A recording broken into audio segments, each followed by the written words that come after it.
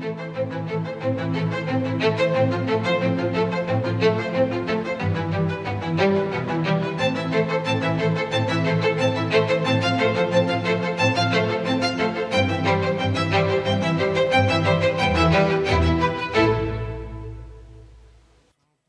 प्यारे देशवासियों, नमस्कार। मन की बात यानी देश के सामूहिक प्रयासों की बात, देश की उपलब्धियों की बात, जन जन के सामर्थ्य की बात। मन की बात यानी देश के युवा सपनों, देश के नागरिकों की आकांक्षाओं की बात। मैं पूरे महीने मन की बात का इंतजार करता रहता हूं ताकि आपसे सीधा संवाद कर सकूं। कितने ही सारे संदेश, कितने ही मैसेजेस। मेरा पूरा प्रयास रहता है कि ज्यादा से ज्यादा संदेश को पढूं, आपके सुझावों पर मंथन करूं। साथियों, आज बड़ा ही खास दिन है। आज एनसीसी दिवस है। एनसीसी का नाम सामने आते ही हमें स्कूल कॉलेज के दिन याद आ जाते हैं। मैं स्वयं भी एनसीसी कैडेट रहा हूं, इसलिए पूरे विश्वास के साथ कह सकता हूं कि इससे मिला अनुभव मेरे लिए अनमोल है। एनसीसी युवाओं में अनुशासन, नेतृत्व और सेवा की भावना पैदा करती है। आपने अपने आसपास देखा होगा, जब भी कहीं कोई आपदा होती है, चाहे बाढ़ की स्थिति हो, कहीं भूकंप आया हो, कोई हादसा हुआ हो, वहां मदद करने के लिए एनसीसी के कैडेट्स जरूर मौजूद हो जाते हैं। आज देश में एनसीसी को मजबूत करने के लिए लगातार काम हो रहा है। 2014 में करीब 14 लाख युवा एनसीसी से जुड़े थे। अब 2024 में 20 लाख से ज्यादा युवा एनसीसी से जुड़े हैं। पहले के मुकाबले 5,000 और नए स्कूल कॉलेजों में अब एनसीसी की सुविधा हो गई है। और सबसे बड़ी बात, पहले एनसीसी में गर्ल्स कैडेट्स की संख्या करीब 25% के आसपास ही होती थी। अब एनसीसी में गर्ल्स कैडेट्स की संख्या करीब करीब 40% हो गई है। बॉर्डर किनारे रहने वाले युवाओं को ज्यादा से ज्यादा एनसीसी से जोड़ने का अभियान भी लगातार जारी है। मैं युवाओं से आग्रह करूंगा कि ज्यादा से ज्यादा संख्या में एनसीसी से जुड़े। आप देखिएगा, आप किसी भी कैरियर में जाए, एनसीसी से आपके व्यक्तित्व निर्माण में बड़ी मदद मिलेगी। साथियों, विकसित भारत के निर्माण में युवाओं का रोल बहुत बड़ा है। युवा मन जब एकजुट होकर देश की आगे की यात्रा के लिए मंथन करते हैं, चिंतन करते हैं, तो निश्चित रूप से इसके ठोस रास्ते निकलते हैं। आप जानते हैं, 12 जनवरी को स्वामी विवेकानंद जी की जयंती पर देश युवा दिवस मनाता है। अगले साल स्वामी विवेकानंद जी की 162वीं जयंती है। इस बार इसे बहुत खास तरीके से मनाया जाएगा। इस अवसर पर 11-12 जनवरी को दिल्ली के भारत मंडपम में युवा विचारों का महाकुंभ होने जा रहा है। और इस पहल का नाम है Viksit Bharat young leaders dialogue. Bharat भर से करोड़ों युवा इसमें भाग लेंगे। गांव, ब्लॉक, जिले, राज्य और वहां से निकलकर के चुने हुए ऐसे 2000 युवा भारत मंडपम में विकसित भारत यंग लीडर्स डायलॉग के लिए जुटेंगे। आपको याद होगा, मैंने लाल किले की प्राचीर से ऐसे युवाओं से राजनीति में आने का आह्वान किया है जिनके परिवार का कोई भी व्यक्ति और पूरे परिवार का पॉलिटिकल बैकग्राउंड नहीं है, ऐसे 1 लाख युवाओं को, नए युवाओं को राजनीति से जोड़ने के लिए देश में कई तरह के विशेष अभियान चलेंगे। विकसित भारत यंग लीडर्स डायलॉग भी ऐसा ही एक प्रयास है। इसमें देश और विदेश से एक्सपर्ट्स आएंगे, अनेक राष्ट्रीय और अंतर्राष्ट्रीय हस्तियां भी रहेगी। मैं भी इसमें ज्यादा से ज्यादा समय उपस्थित रहूंगा। युवाओं के सीधे हमारे सामने अपने आइडियाज को रखने का अवसर मिलेगा। देश इन आइडियाज को कैसे आगे लेकर जा सकता है, कैसे एक ठोस रोडमैप बन सकता है, इसका एक ब्लूप्रिंट तैयार किया जाएगा। तो आप भी तैयार हो जाइए। जो भारत के भविष्य का निर्माण करने वाले हैं, जो देश की भावी पीढ़ी है, उनके लिए ये बहुत बड़ा मौका आ रहा है। आइए मिलकर देश बनाएं, देश को विकसित बनाएं। मेरे प्यारे देशवासियों, मन की बात में हम अक्सर ऐसे युवाओं की चर्चा करते हैं जो निस्वार्थ भाव से समाज के लिए काम कर रहे हैं। ऐसे कितने ही युवा हैं जो लोगों की छोटी छोटी समस्याओं का समाधान निकालने में जुटे हैं। हम अपने आसपास देखें तो कितने ही लोग दिख जाते हैं जिन्हें किसी न किसी तरह की मदद चाहिए, कोई जानकारी चाहिए। मुझे ये जानकर अच्छा लगा, कुछ युवाओं ने समूह बनाकर इस तरह की बात को भी एड्रेस किया है। जैसे लखनऊ के रहने वाले वीरेंद्र हैं, वो बुजुर्गों को डिजिटल लाइफ सर्टिफिकेट के काम में मदद करते हैं। आप जानते हैं कि नियमों के मुताबिक सभी पेंशनर्स को साल में एक बार लाइफ सर्टिफिकेट जमा कराना होता है। 2014 तक इसकी प्रक्रिया यह थी, इसे बैंकों में जाकर बुजुर्ग को खुद जमा करना पड़ता था। आप कल्पना कर सकते हैं कि इससे हमारे बुजुर्गों को कितनी असुविधा होती थी। अब ये व्यवस्था बदल चुकी है। अब डिजिटल लाइफ सर्टिफिकेट देने से चीजें बहुत ही सरल हो गई हैं। बुजुर्गों को बैंक नहीं जाना पड़ता। बुजुर्गों को टेक्नोलॉजी की वजह से कोई दिक्कत ना आए, इसमें वीरेंद्र जैसे युवाओं की बड़ी भूमिका है। वो अपने क्षेत्र के बुजुर्गों को इसके बारे में जागरूक करते रहते हैं। इतना ही नहीं, वो बुजुर्गों को टैक्स सेवी भी बना रहे हैं। ऐसे ही प्रयासों से आज डिजिटल लाइफ सर्टिफिकेट पाने वालों की संख्या 80 लाख के आंकड़े को पार कर गई है।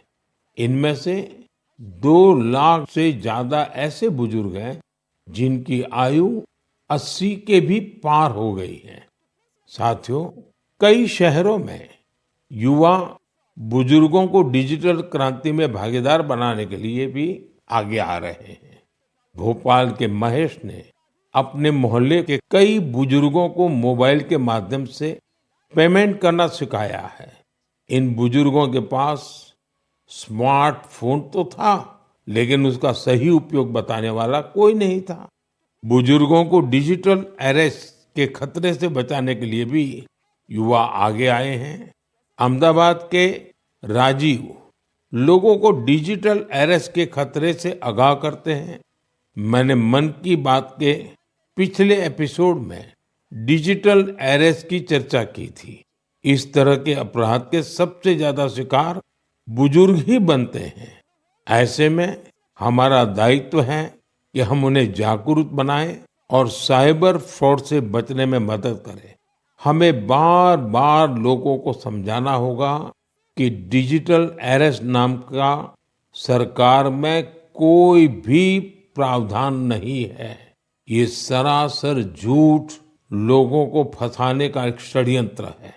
मुझे खुशी है कि हमारे युवा साथी इस काम में पूरी संवेदनशीलता से हिस्सा ले रहे हैं और दूसरों को भी प्रेरित कर रहे हैं। मेरे प्यारे देशवासियों, आजकल बच्चों की पढ़ाई को लेकर कई तरह के प्रयोग हो रहे हैं। कोशिश यही है कि हमारे बच्चों में क्रिएटिविटी और बढ़े, किताबों के लिए उनमें प्रेम और बढ़े। कहते भी हैं, किताबें इंसान की सबसे अच्छी दोस्त होती हैं। और अब इस दोस्ती को मजबूत करने के लिए लाइब्रेरी से ज्यादा अच्छी जगह और क्या होगी। मैं चेन्नई का एक उदाहरण आपसे शेयर करना चाहता हूँ। यहाँ बच्चों के लिए एक ऐसी लाइब्रेरी तैयार की गई है जो क्रिएटिविटी और लर्निंग का हब बन चुकी है। इसे प्रकृत अरिवगम के नाम से जाना जाता है। इस लाइब्रेरी का आइडिया टेक्नोलॉजी की दुनिया से जुड़े श्रीराम गोपालन जी की देन है। विदेश में अपने काम के दौरान वे लेटेस्ट टेक्नोलॉजी की दुनिया से जुड़े रहे, लेकिन वो बच्चों में पढ़ने और सीखने की आदत विकसित करने के बारे में भी सोचते रहे। भारत लौटकर उन्होंने प्रकृत अरिवगम को तैयार किया। इसमें 3000 से अधिक किताबें हैं जिन्हें पढ़ने के लिए बच्चों में होड़ लगी रहती है। किताबों के अलावा इस लाइब्रेरी में होने वाली कई तरह की एक्टिविटीज भी बच्चों को लुभाती है। स्टोरी टेलिंग सेशन हो, आर्ट वर्कशॉप्स हो, memory training classes, robotics lesson या फिर पब्लिक स्पीकिंग, यहाँ हर किसी के लिए कुछ न कुछ जरूर है जो उन्हें पसंद आता है। साथियों, हैदराबाद में फूड फॉर थॉट फाउंडेशन ने भी कई शानदार लाइब्रेरीज बनाई है। इनका भी प्रयास यही है कि बच्चों को ज्यादा से ज्यादा विषयों पर ठोस जानकारी के साथ पढ़ने के लिए किताबें मिले। बिहार में गोपालगंज के प्रयोग लाइब्रेरी की चर्चा तो आसपास के कई शहरों में होने लगी है। इस लाइब्रेरी से करीब 12 गांवों के युवाओं को किताबें पढ़ने की सुविधा मिलने लगी है।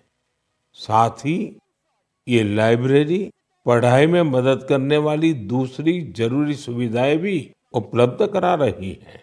कुछ लाइब्रेरीज तो ऐसी हैं जो प्रतियोगी परीक्षाओं की तैयारी में स्टूडेंट्स के बहुत काम आ रही है। ये देखना वाकई बहुत सुखद है कि समाज को सशक्त बनाने में आज लाइब्रेरी का बेहतरीन उपयोग हो रहा है। आप भी किताबों से दोस्ती बढ़ाइए और देखिए कैसे आपके जीवन में बदलाव आता है। मेरे प्यारे देशवासियों, परसों रात ही मैं दक्षिण अमेरिका के देश गयाना से लौटा हूँ। भारत से हजारों किलोमीटर दूर गयाना में भी एक मिनी भारत बसता है। आज से लगभग 180 वर्ष पहले गयाना में भारत के लोगों को खेतों में मजदूरी के लिए, दूसरे कामों के लिए ले जाया गया था। आज गयाना में भारतीय मूल के लोग राजनीति, व्यापार, शिक्षा और संस्कृति के हर क्षेत्र में गयाना का नेतृत्व कर रहे हैं। गयाना के राष्ट्रपति डॉक्टर इरफान अली भी भारतीय मूल के हैं, जो अपनी भारतीय विरासत पर गर्व करते हैं। जब मैं गयाना में था, तभी मेरे मन में एक विचार आया था, जो मैं मन की बात में आपसे शेयर कर रहा हूँ। गयाना की तरह ही दुनिया के दर्जनों देशों में लाखों की संख्या में भारतीय हैं। दशकों पहले की, 200-300 साल पहले की उनके पूर्वजों की अपनी कहानियां हैं। क्या आप ऐसी कहानियों को खोज सकते हैं कि किस तरह भारतीय प्रवासियों ने अलग अलग देशों में अपनी पहचान बनाई, कैसे उन्होंने वहां की आजादी की लड़ाई के अंदर हिस्सा लिया, कैसे उन्होंने अपनी भारतीय विरासत को जीवित रखा। मैं चाहता हूं कि आप ऐसी सच्ची कहानियों को खोजें और मेरे साथ शेयर करें। आप इन कहानियों को नमो ऐप पर या माय गॉव पर #इंडियन डायस्पोरा स्टोरीज के साथ भी शेयर कर सकते हैं। साथियों, आपको ओमान में चल रहा एक एक्स्ट्रा ऑर्डिनरी प्रोजेक्ट भी बहुत दिलचस्प लगेगा। अनेकों भारतीय परिवार कई शताब्दियों से ओमान में रह रहे हैं। इनमें से ज्यादातर गुजरात के कच्छ से जाकर बसे हैं। इन लोगों ने व्यापार के महत्वपूर्ण लिंक तैयार किए थे। आज भी उनके पास ओमानी नागरिकता है, लेकिन भारतीयता उनकी रग रग में बसी है। ओमान में भारतीय दूतावास और नेशनल आर्काइव्स ऑफ इंडिया के सहयोग से एक टीम ने इन परिवारों की हिस्ट्री को प्रिजर्व करने का काम शुरू किया है। इस अभियान के तहत अब तक हजारों डॉक्यूमेंट्स जुटाए जा चुके हैं। इनमें diary, account book, ledgers, letters और टेलीग्राम शामिल है। इनमें से कुछ दस्तावेज तो सन 1838 के भी हैं। ये दस्तावेज भावनाओं से भरे हुए हैं। बरसों पहले जब वो ओमान पहुंचे तो उन्होंने किस प्रकार का जीवन जिया, किस तरह के सुख दुख का सामना किया और ओमान के लोगों के साथ उनके संबंध कैसे आगे बढ़े, ये सब कुछ इन दस्तावेजों का हिस्सा है। ओरल हिस्ट्री प्रोजेक्ट ये भी इस मिशन का एक महत्वपूर्ण आधार है।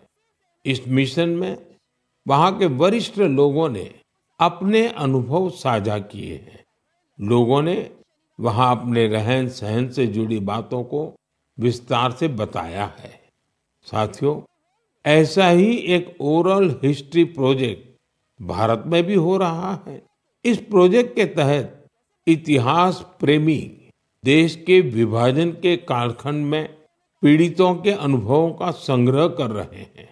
अब देश में ऐसे लोगों की संख्या कम ही बची है जिन्होंने विभाजन की विभीषिका को देखा है।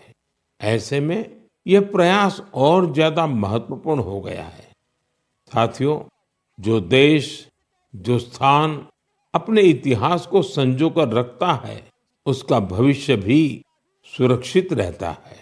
इसी सोच के साथ एक प्रयास हुआ है जिसमें गांवों के इतिहास को संजोने वाली एक डायरेक्टरी बनाई है। समुद्री यात्रा के भारत के पुरातन सामर्थ्य से जुड़े साक्ष्यों को सहेजने का भी अभियान देश में चल रहा है।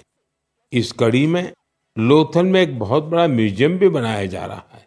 इसके अलावा आपके संज्ञान में कोई मैन्युस्क्रिप्ट हो, कोई ऐतिहासिक दस्तावेज हो, कोई हस्तलिखित प्रत हो, तो उसे भी आप नेशनल आर्काइव्स ऑफ इंडिया की मदद से सहेज सकते हैं। साथियों, मुझे स्लोवाकिया में हो रहे ऐसे ही एक और प्रयास के बारे में पता चला है जो हमारी संस्कृति को संरक्षित करने और उसे आगे बढ़ाने से जुड़ा है। यहाँ पहली बार स्लोवाक लैंग्वेज में हमारे उपनिषदों का अनुवाद किया गया है। इन प्रयासों से भारतीय संस्कृति के वैश्विक प्रभाव का भी पता चलता है। हम सभी के लिए ये गर्व की बात है कि दुनिया भर में ऐसे करोड़ों लोग हैं जिनके हृदय में भारत बसता है। मेरे प्यारे देशवासियों, अब मैं आपसे देश की एक ऐसी उपलब्धि साझा करना चाहता हूं जिसे सुनकर आपको खुशी भी होगी और गौरव भी होगा, और अगर आपने नहीं किया है तो शायद पछतावा भी होगा। कुछ महीने पहले हमने एक पेड़ माँ के नाम अभियान शुरू किया था। इस अभियान में देश भर के लोगों ने बहुत उत्साह से हिस्सा लिया। मुझे ये बताते हुए बहुत खुशी हो रही है कि इस अभियान ने 100 करोड़ पेड़ लगाने का अहम पड़ाव पार कर लिया है। 100 करोड़ पेड़, वो भी सिर्फ 5 महीनों में। ये हमारे देशवासियों के अथक प्रयासों से ही संभव हुआ है। इससे जुड़ी एक और बात जानकर आपको गर्व होगा। एक पेड़ माँ के नाम अभियान अब दुनिया के दूसरे देशों में भी फैल रहा है। जब मैं गयाना में था तो वहां भी इस अभियान का साक्षी बना। वहां मेरे साथ गयाना के राष्ट्रपति डॉक्टर इरफान अली, उनकी पत्नी की माताजी और परिवार के बाकी सदस्य एक पेड़ मां के नाम अभियान में शामिल हुए। साथियों, देश के अलग अलग हिस्सों में ये अभियान लगातार चल रहा है। मध्य प्रदेश के इंदौर में एक पेड़ मां के नाम अभियान के तहत पेड़ लगाने का रिकॉर्ड बना है। यहाँ 24 घंटे में 12 लाख से ज्यादा पेड़ लगाए गए। इस अभियान की वजह से इंदौर की रेवती हिल्स के बंजर इलाके अब ग्रीन जोन में बदल जाएंगे। राजस्थान के जैसलमेर में इस अभियान के द्वारा एक अनोखा रिकॉर्ड बना। यहाँ महिलाओं की एक टीम ने 1 घंटे में 25,000 पेड़ लगाए। माताओं ने मां के नाम पेड़ लगाया और दूसरों को भी प्रेरित किया। यहाँ एक ही जगह पर 5,000 से ज्यादा लोगों ने मिलकर पेड़ लगाए। ये भी अपने आप में एक रिकॉर्ड है। एक पेड़ मां के नाम अभियान के तहत कई सामाजिक संस्थाएं स्थानीय जरूरतों के हिसाब से पेड़ लगा रही है। उनका प्रयास है कि जहां पेड़ लगाए जाएं, वहां पर्यावरण के अनुकूल पूरा इकोसिस्टम डेवलप हो। इसलिए ये संस्थाएं कई औषधीय पौधे लगा रही हैं, तो कहीं चिड़ियों का बसेरा बनाने के लिए पेड़ लगा रही है। बिहार में जीविका सेल्फ हेल्प ग्रुप की महिलाओं ने 75 लाख पेड़ लगाने का अभियान चला रही है। इन महिलाओं का फोकस फल वाले पेड़ों पर है, जिससे आने वाले समय में आय भी की जा सके। साथियों, इस अभियान से जुड़कर कोई भी व्यक्ति अपनी मां के नाम पर पेड़ लगा सकता है। अगर मां साथ है तो उन्हें साथ लेकर आप पेड़ लगा सकते हैं, नहीं तो उनकी तस्वीर साथ में लेकर आप इस अभियान का हिस्सा बन सकते हैं। पेड़ के साथ आप अपनी सेल्फी भी mygov.in पर पोस्ट कर सकते हैं। मां हम सब के लिए जो करती हैं, हम उनका ऋण कभी नहीं चुका सकते, लेकिन एक पेड़ मां के नाम लगाकर हम उनकी उपस्थिति को हमेशा के लिए जीवंत बना सकते हैं। मेरे प्यारे देशवासियों, आप सभी लोगों ने बचपन में गोरैया या स्पैरो को अपने घर की छत पर, पेड़ों पर चहकते हुए जरूर देखा होगा। गोरैया को तमिल और मलयालम में कुरुवी, तेलुगु में पिचुका और कन्नड़ा में गुब्बी के नाम से जाना जाता है। हर भाषा संस्कृति में गोरैया को लेकर किस्से कहानी सुनाए जाते हैं। हमारे आसपास बायोडायवर्सिटी को बनाए रखने में गोरैया का एक बहुत महत्वपूर्ण योगदान होता है। लेकिन आज शहरों में बड़ी मुश्किल से गोरैया दिखती है। बढ़ते शहरीकरण की वजह से गोरैया हमसे दूर चली गई है। आज की पीढ़ी के ऐसे बहुत से बच्चे हैं जिन्होंने गोरैया को सिर्फ तस्वीरों या वीडियो में देखा है। ऐसे बच्चों के जीवन में इस प्यारी पक्षी की वापसी के लिए कुछ अनोखे प्रयास हो रहे हैं। चेन्नई के कुडुगल ट्रस्ट ने गोरैया की आबादी बढ़ाने के लिए स्कूल के बच्चों को अपने अभियान में शामिल किया है। संस्थान के लोग स्कूलों में जाकर बच्चों को बताते हैं कि गोरैया रोजमर्रा के जीवन में कितनी महत्वपूर्ण है। ये संस्थान बच्चों को गोरैया का घोंसला बनाने की ट्रेनिंग देते हैं। इसके लिए संस्थान के लोगों ने बच्चों को लकड़ी का एक छोटा सा घर बनाना सिखाया। इसमें गोरैया को रहने खाने का इंतजाम किया। ये ऐसे घर होते हैं जिन्हें किसी भी इमारत की बाहरी दीवार पर या पेड़ पर लगाया जा सकता है। बच्चों ने इस अभियान में उत्साह के साथ हिस्सा लिया और गोरैया के लिए बड़ी संख्या में घोंसला बनाना शुरू कर दिया। पिछले 4 वर्षों में संस्था ने गोरैया के लिए ऐसे 10,000 घोंसले तैयार किए हैं। कुडुगल ट्रस्ट की इस पहल से आसपास के इलाकों में गोरैया की आबादी बढ़नी शुरू हो गई है। आप भी अपने आसपास ऐसे प्रयास करेंगे तो निश्चित तौर पर गोरैया फिर से हमारे जीवन का हिस्सा बन जाएगी। साथियों, कर्नाटका के मैसूरू की एक संस्था ने बच्चों के लिए अर्ली बर्ड नाम का अभियान शुरू किया है।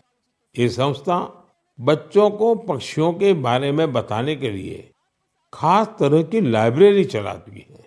इतना ही नहीं, बच्चों में प्रकृति के प्रति जिम्मेदारी का भाव पैदा करने के लिए नेचर एजुकेशन किट तैयार किया है।